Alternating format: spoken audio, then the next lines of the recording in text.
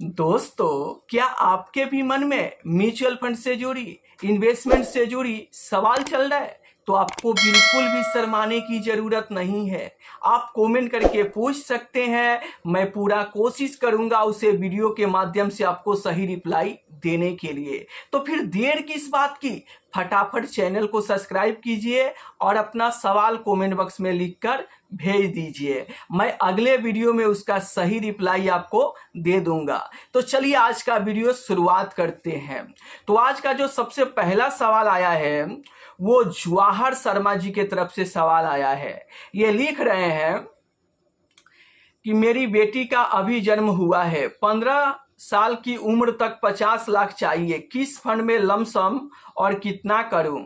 तो देखिए, अगर आपको 15 साल में 50 लाख रुपए चाहिए तो उसके लिए आपको कितना लमसम करना पड़ेगा, सबसे पहले मैं आपको ये बता देता हूं।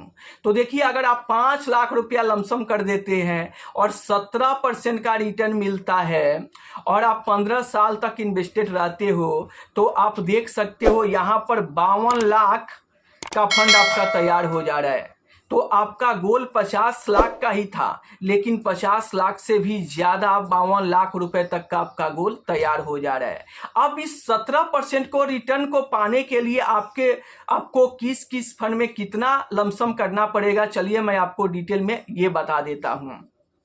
तो देखिए, अभी जो मैं आपको पोर्टफोलियो बना कर बता रहा हूं, इस पोर्टफोलियो से आपको 18 से 20% तक का रिटर्न मिल सकता है, लेकिन मैं कम से कम 17% का रिटर्न लेकर कैलकुलेट करके आपको बताया तो भी आपका गोल फुलफिल हो जा रहा है। अगर आप इस पोर्टफोलियो में इन्वेस्टमेंट करते हैं तो आपका गोल हो सके कि 15 साल से पहले ही कंप्लीट हो जाए, लेकिन जब भी आप इन्वेस्टमेंट कीजिएगा तो आप अपना रिसर्च भी करके थोड़ा इन्वेस्टमेंट कीजिएगा। इस वीडियो को आप एजुकेशनल पर्पस के लिए लीजिएगा। तो चलिए, आपके पोर्टफोलियो में 3 फंड होना चाहिए। सबसे पहला जो फंड है वो बंधन स्मॉल कैप फंड है। बंधन स्मॉल कैप फंड में आपको 2 लाख रुपया लमसम इन्वेस्टमेंट कर देना है।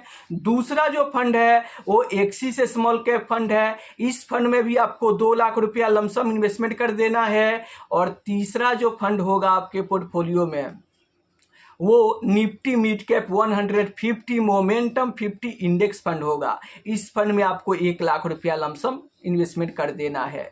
तो 2 लाख रुपया आपको बंधन स्मॉल कैप में, 2 लाख रुपया आपको एक्सिस स्मॉल कैप में और 1 लाख रुपया आपको mid cap momentum 50 index fund में लमसम करना है। तो 2 लाख 2 लाख 1 लाख 5 लाख रुपया पूरा आपका इन्वेस्टमेंट हो जाता है और इस पोर्टफोलियो से आपको 18 से 19% तक का रिटर्न मिल सकता है। लेकिन मैं यहाँ पर कम से कम 17% का भी रिटर्न लेकर कैलकुलेट कर रहा हूँ, तब भी आपको आप गोल आसानी से फुलफिल हो जा रहा है। आपको 15 साल में 50 लाख चाहिए, लेकिन यहाँ पर 15 साल में 52 से 53 लाख रुपए बन जा रहा है। और इस पोर्टफोलियो में अगर 15 साल तक आप इन्वेस्टमेंट करते हैं तो मैं आपको विश्वास दिलाता हूं कि आपको 15 साल भी नहीं लगेंगे 50 लाख रुपए बनाने में। तो आशा करता हूं कि आपका क्लियर हो गया होगा। अगर फिर भी कोई सवाल है तो आप कमेंट करके पूछ सकते हैं। चलिए, अब मैं आपके सामने अगला सवाल रखता हूं और उसका रिप्लाई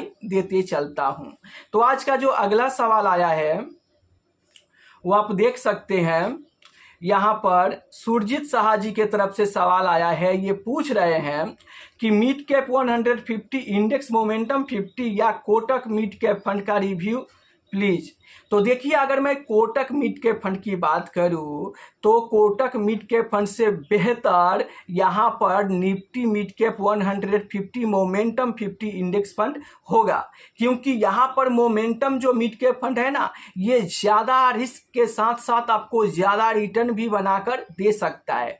तो अगर आपको मान लीजिए आपके पास में 7 साल का समय है तो आप यहाँ पर कोटक मिड कैप फंड में इन्वेस्टमेंट ना करके momentum mid cap index fund में इन्वेस्टमेंट करते हैं तो उस वहाँ से आपको ज़्यादा रिटर्न भी मिलने की संभावना हो सकती है।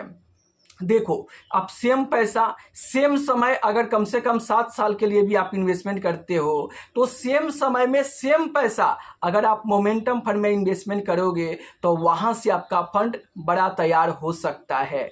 तो अब क्लियर हो गया होगा कि देखिए यहाँ पर मिड कैप फंड से, चाहे आप एक्टिव मिड कैप फंड की बात करो या फिर इंडेक्स मिड कैप फंड की बात करो, इन दोनों फंड से ज़्यादा रिटर्न बना के आपको मोमेंटम इंडेक्स फंड रिटर्न दे सकता है लंबे समय में। लेकिन ध्यान रहे, ज़्यादा रिस्क भी है और ज़्यादा रिटर्न भी मिलेंगे, इसलिए अगर कम से कम 7 साल का समय हो तभी आपको ऐसे फंड में इन्वेस्ट करने के बारे में सोचना चाहिए। चलिए अब मैं आपके सामने अगला सवाल रखता हूँ।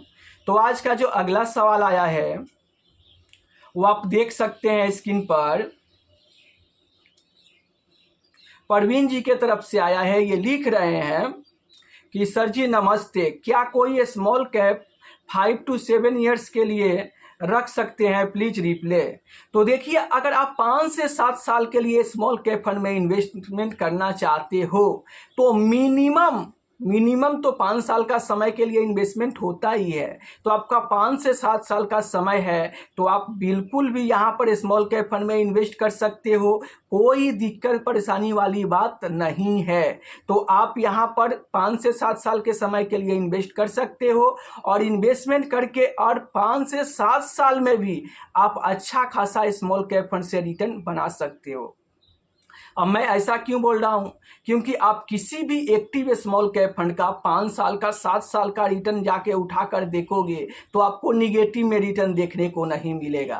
तो अगर आप कम से कम 7 साल भी इन्वेस्टेड रह जाते हो किसी भी एक्टिव स्मॉल कैप फंड में तो वो वहाँ पर आप अच्छा खासा रिटर्न बना पाओगे और यहाँ पर आप चाहो तो इन्वेस्टमेंट की शुरुआत जल्द से जल्द कर सकते हो। अभी इन्वेस्टमेंट करने का फायदा ये है कि ऑलरेडी बाजार में गिरावट हुआ है और स्मॉल कैप इंडेक्स भी अपने ऑल टाइम हाई से काफ़ी नीचे गिरा हुआ है। इसलिए अभी अगर आप 5 साल के लिए भी इन्वेस्टमेंट करते हो तो कोई दिक्कत परेशानी वाली बात नहीं है, क्योंकि आपको एक डीप में खरीदारी करने का मौका मिल रहा है। चलिए अब मैं आपके सामने अगला सवाल रखता हूँ।